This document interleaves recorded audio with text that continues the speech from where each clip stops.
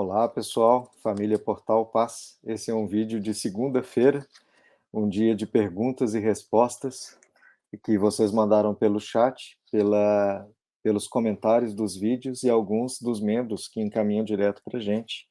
Tem perguntas bastante interessantes. Os últimos vídeos de perguntas a gente estava conseguindo responder 2 perguntas de cada vez, porque estava tendo muito debate sobre as respostas e acho que isso enriquece bastante para a audiência e para nós também, que vamos aprendendo aqui uns com os outros. Se quiserem cada um dar um oizinho e se apresentar. Acredito que vocês não me conheçam, eu me chamo Jordelei, né? Estou vindo aqui, estou um pouco nervoso com as gravações, mas está tudo bem. Olá, pessoal. Acho que o pessoal também não me conhece muito bem, né? Fábio aqui falando, e estou perdendo a vergonha de gravar aí com o pessoal aqui. Olá, realmente ninguém me conhece, né? Tá me conhecendo agora. E é um prazer, uma satisfação imensa, né? Estar aqui. Gratidão a vocês por esse momento. Muito obrigada mesmo. Obrigado, Liliane. Então, a primeira pergunta, a pessoa direcionou diretamente a você, Jordelei, mas acho que todos podem dar um palpite. É a Nathalie Ania Bezerra. Ela perguntou o seguinte: Jorge, um dos mentores do canal foi um dos apóstolos?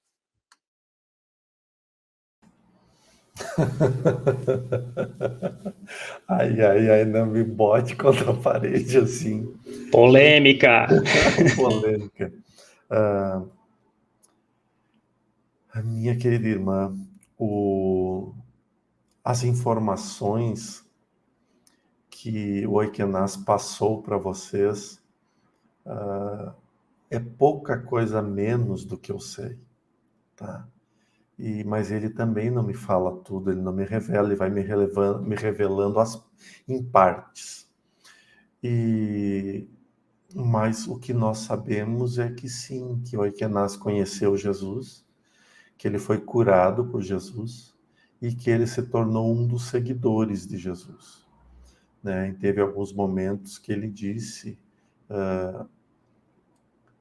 nós éramos mais de 12, e se colocando junto, né, na condição. Porém, ficou registrado na história apenas os 12 apóstolos. Mas o Oikenaz disse: nós éramos mais. Então, isso sim nos dá a entender que ele esteve naquela época. Mas eu não questionei, porque eu tenho um critério junto com a espiritualidade que é a da não curiosidade. Então, se um dia ele quiser vir e me contar sobre quem ele era, por mais que eu desconfie quem ele seja, mas é desconfiança apenas, então desconfiança a gente não fala. E se um dia ele quiser, ele vem e me fala: Jordelei, meu filho, eu era isso, eu fui aquilo. Então eu escutarei de muito bom grado. E não revelarei também, porque se ele falou para mim é porque era eu o preparado para escutar. E não, a não ser que ele revele em uma live, então aí é para todo mundo. Mas parar todo o trabalho que nós temos junto, de resgate, de auxílio, de orientação, de comunicação, para parar e dizer: ô mentor, me conta aí qual era o babado da história, é uma perda de tempo, na minha visão, uma perda muito grande, em ter um ser como ele próximo e eu querer fazer entrevista para a revista Caras.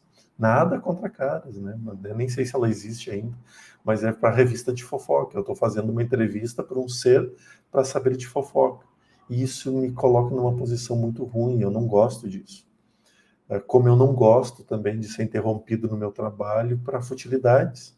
Eu imagino que os mentores também não vão gostar. Então eu coloco: não faça aos outros aquilo que você não gostaria que fizesse contigo.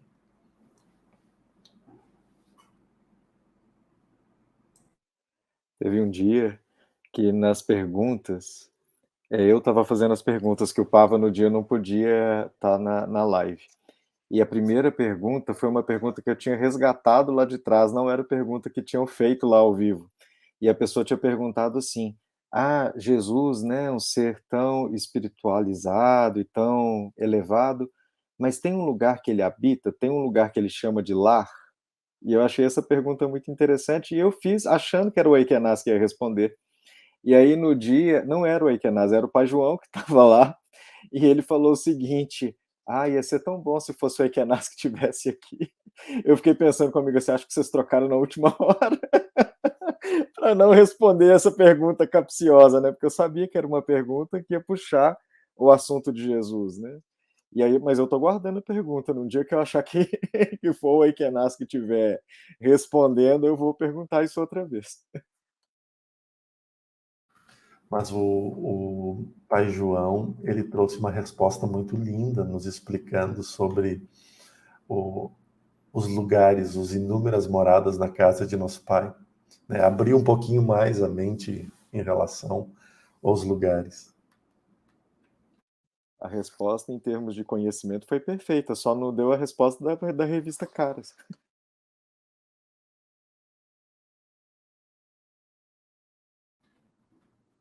Querem completar ou acrescentar? podemos passar para frente? Acho que foi bem respondido aí por vocês, né? A gente tem que ter, acho que, responsabilidade, né, com tudo que a gente está buscando com a espiritualidade, né? E sempre cabe a reflexão assim: será que a minha dúvida ela vai ser vai ter um proveito para o coletivo, ou ela é só no âmbito da curiosidade, uma coisa que está batendo, martelando na minha mente porque eu quero saber, né? É isso que o Jordelei falou, a gente tem que ter um pouco de responsabilidade. Nós já estamos no momento evolutivo aqui, que nós temos o discernimento para saber o que é certo e o que é errado, né? Então, não que curiosidade não seja algo bom, né? Ela nos movimenta, nos faz progredir também, né? Mas quando se fala de espiritualidade, certamente nós temos questões mais importantes para serem encaminhadas para os mentores, para elucidar, do que questões assim de âmbito de curiosidade mesmo, sabe? É isso aí, pessoal. Eu gostaria de acrescentar uma situação que aconteceu comigo uma vez. Eu tinha alguns questionamentos, algumas dúvidas que, na verdade, não passavam mais de curiosidades, né? E em uma das sessões mediúnicas, das reuniões mediúnicas que a gente estava fazendo, eu achava que ia vir alguma comunicação de algum irmão sofredor. Mas, na verdade, era do meu mentor para mim. Né? E nessa psicografia, ele já começou com um tapa na cara, né? Porque ele já começou dizendo assim: filha, por que tantas perguntas? Por que tantas dúvidas? E, de fato, eu fui até o centro me fazendo muitas perguntas. E ele dizia assim: por que tantos questionamentos? Por que tantas dúvidas? Por que perguntar o que não lhe cabe saber ainda? Se o trabalho nem é seu. Aí, quando ele disse que o trabalho não era meu, aí eu disse: tá certo. Se o trabalho não é meu, então. É como você, Fábio, falou, né? Tem coisas que a gente precisa questionar. Por exemplo, se um espírito vem e diz: olha, eu vou te passar uma erva para uma determinada dor. A gente precisa, talvez, questionar isso, né? Não é toda erva que cura. Eu quero que você pinte a parede da sua casa de verde. Mas por que eu tenho que pintar a parede da minha casa de verde? Então, tem coisas, né, que realmente cabem questionamentos. Mas tem coisas que realmente não cabem, né? E quando a gente insiste, que foi o meu caso, a resposta que eu ouvi é que o trabalho não é meu. Então, se não é meu, tem coisas que não me cabem ainda, né? Saber. Finalmente, algum mentor estressadinho que nem o Lázaro. Tá, podemos seguir adiante, Robson. Que exagero. Cara, é um lorde inglês. Uma pergunta do Renato B, que todo mundo sabe é famoso por fazer perguntas bastante complicadas. E ele já fez uma pergunta semelhante a essa, mas ele colocou uma outra comparação. Então ele perguntou o seguinte: como diferenciar transtorno dissociativo de realidade, que é o distúrbio de realidade de personalidade múltipla, com acesso de personalidades das vidas passadas, com canalização de um mentor?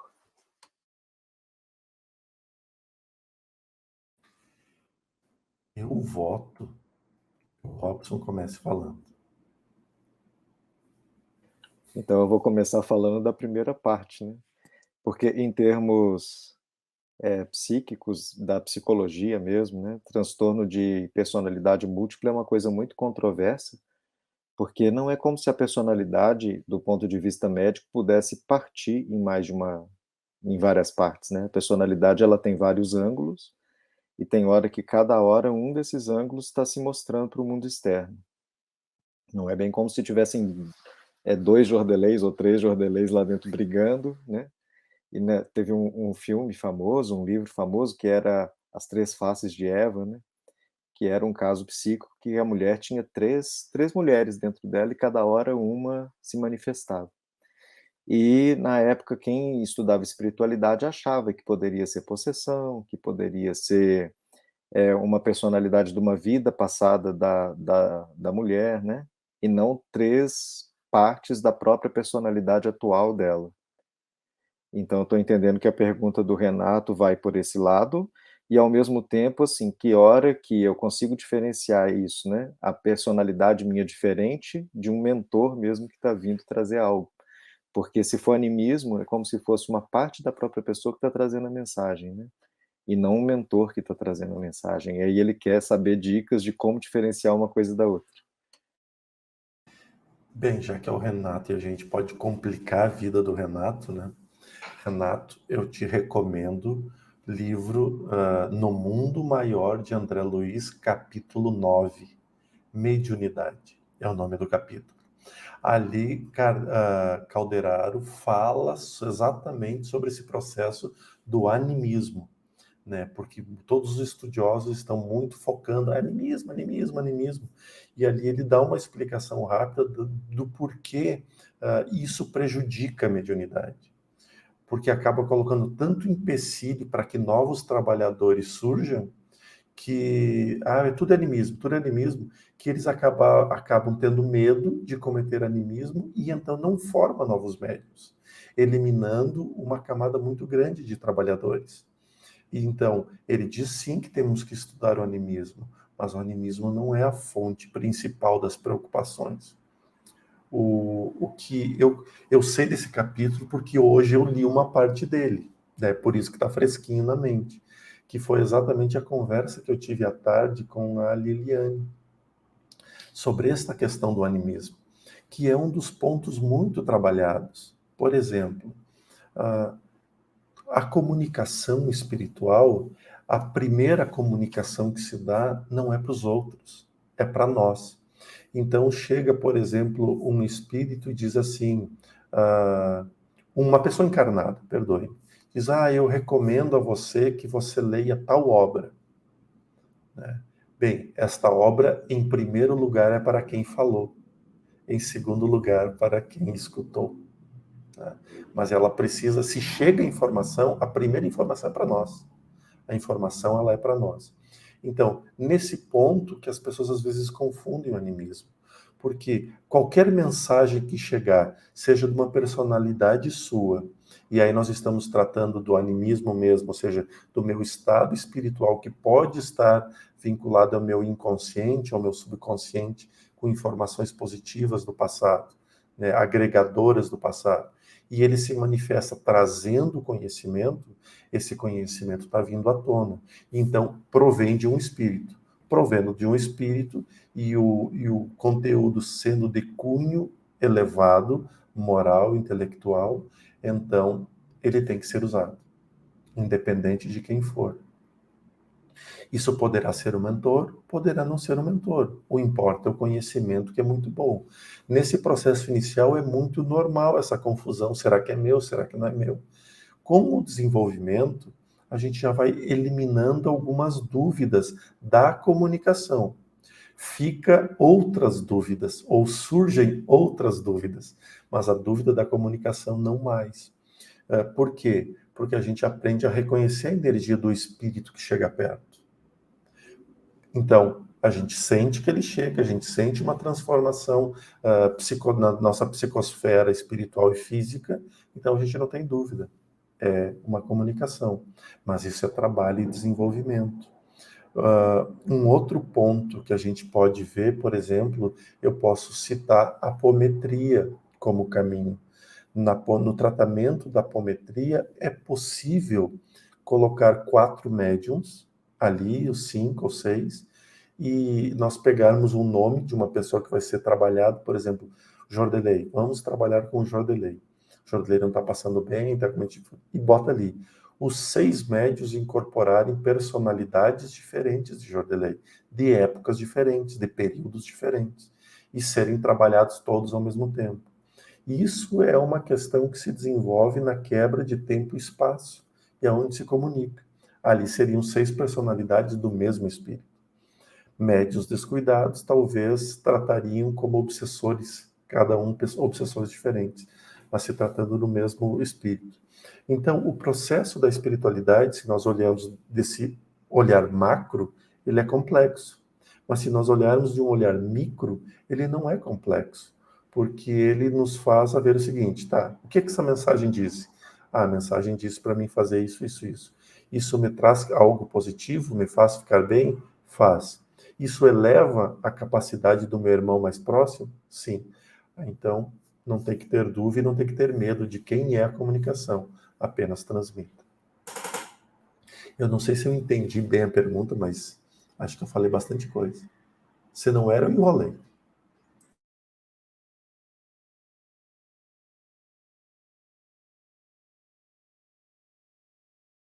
Rapaz, eu acho que cabe aqui só um comentário a respeito dessa questão da sintonização de energias de vidas passadas que se manifestando no agora, elas podem gerar algum problema mais sério, assim como, né, um trauma, alguma coisa que tu veja assim, por exemplo, eu tenho um medo extremo de andar de avião.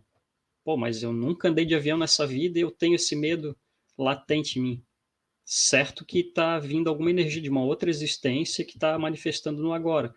E aí, nesse caso específico, a gente tem que fazer uma intervenção mesmo terapêutica, né? Para resolver essa questão com algum tipo de terapêutica que vai resolver essa questão de vida passada mesmo. Mas eu acho que é analisar caso a caso, né? Como o Jordelei estava falando aí, usou o exemplo da apometria, né? Eu acho que, né, tem que ir trabalhando caso a caso para ir diluindo essas energias, né? E o intuito talvez seja sempre trabalhar a pessoa para que ela fique bem, né? Esse é o propósito.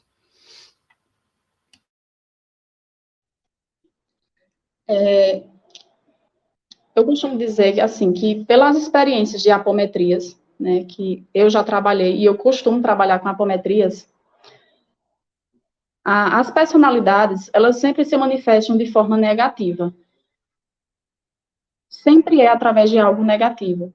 Assim, dentro das experiências de apometrias que eu participei, eu nunca vi uma personalidade vir tranquila, né, vir com algo positivo para agregar.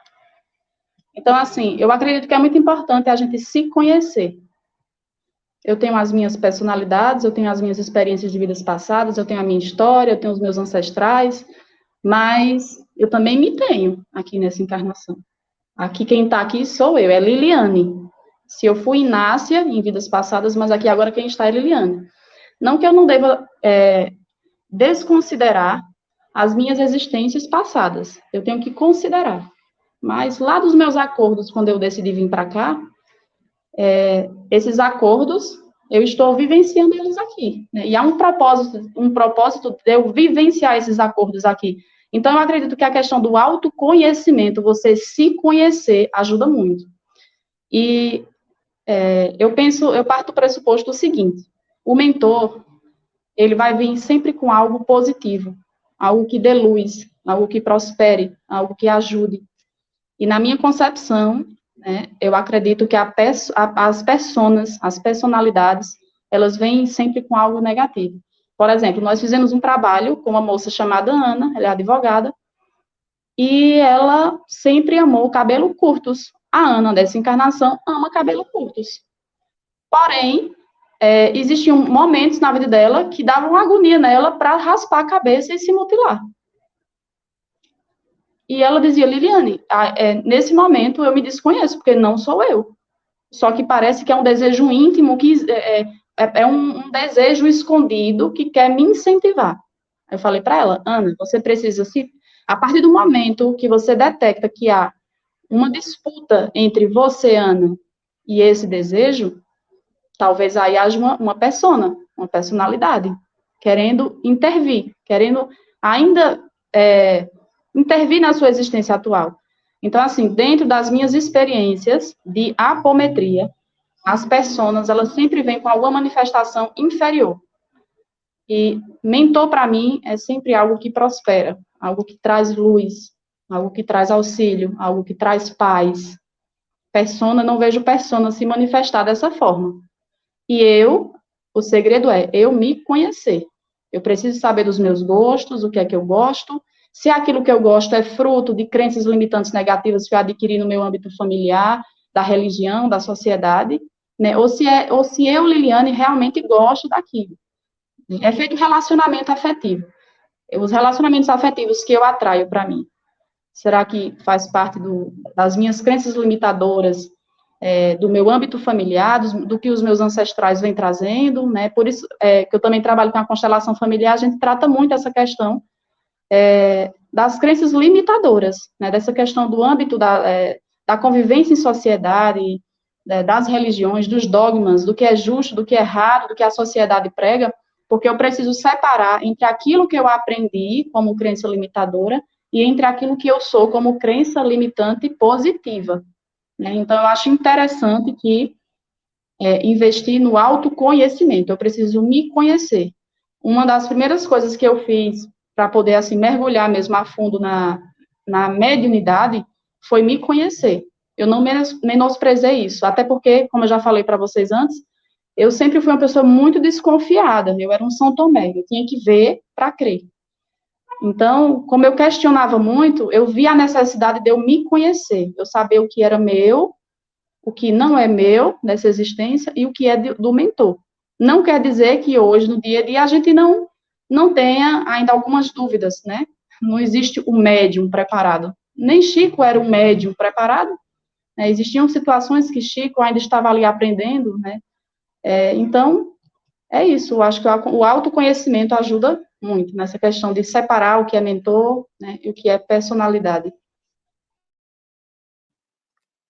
Escutando vocês falarem, né, sobre toda essa dinâmica bem complexa de tentar ver a origem do fenômeno, me veio uma ideia na mente de tentar dar um exemplo positivo, no sentido de que falou muito de apometria, tratamento e tal, né?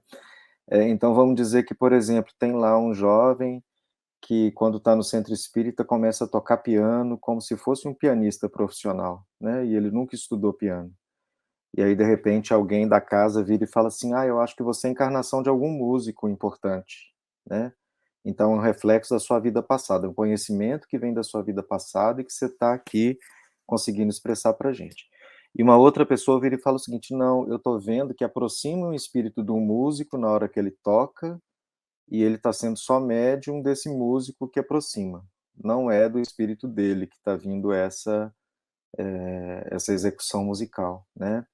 Se fosse pensar do ponto de vista da ciência, da psicologia, ia falar assim, não, essas duas coisas são uma fantasia, isso é uma face da personalidade da pessoa, que é genial e que está guardada e que ele está conseguindo manifestar, né? Mas o que é mais importante disso tudo é assim, é um fenômeno extraordinário, assim, né? De um jovem tocar piano sem ter estudado piano. E a gente vê isso muito hoje, né? Tem na internet muitos casos, assim, de pessoas extraordinárias. E o que me ocorreu, né, escutando a explicação de vocês, é que em termos de mediunidade, ou estudo de mediunidade, vai ser muito difícil escolher qual dessas três respostas é a certa, né? Talvez tenha um pouquinho de cada uma. Ele já estudou música na vida passada, tem o espírito do músico inspirando e é um fenômeno de genialidade da personalidade dele. E só que todos os três casos é como se fosse uma prova, né? Quase que escrita ali na nossa cara de que existe imortalidade da alma, que existe um algo além do que a ciência pode explicar, né? Que existe um algo que transcende o que a gente conhece em termos da nossa lógica. Então, é como se fosse assim, gente, esse fenômeno existe para mostrar para vocês que existe espiritual. Existe algo no ser humano que transcende essa coisa que vocês estudam como biológico, né? E aí eu acho que é assim, Renato, né, que a gente está respondendo para o Renato.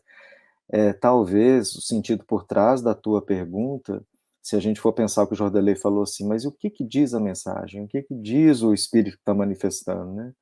Às vezes é mais importante da gente saber do que de onde está vindo, porque de qualquer modo ali é uma prova, existe vida após a morte. Para de ficar preocupando com outras coisas, né? Acho que é um pouco por aí. Maravilha, Robson. Eu vou dizer para vocês que eu gosto de todos os quadros aqui do canal, mas o Perguntas e Respostas eu acho fantástico. A gente tem que se lançar num baú de informações que está guardada dentro da gente para tentar juntar as peças e falar. Obrigado, né? Acho que o vídeo está de excelente tamanho, né? Um pouco maior do que a gente procura fazer, mas é com imensa alegria que nós estamos aqui hoje, comungando dos conhecimentos também da Liliane. Eu sempre falo o quanto eu adoro escutar o Robson, e quanto eu adoro escutar o Fábio, pela lucidez e pelo esclarecimento que ambos têm. E bem-vinda, Liliane, porque tu também nos trouxe muita informação da tua experiência, da tua vida, do teu estudo. E é o que a gente precisa aqui, porque as pessoas que estão ali nos assistindo, de teoria, às vezes elas estão cheias, e elas precisam exatamente dessa vivência que nós temos aqui. E então aqui nós temos médiums, todos, né, nós 4, e temos estudiosos de áreas diferentes, que se tornaram grandes em suas áreas de atuação, e que agora nós somos pequenos diante do nosso estudo e apresentação.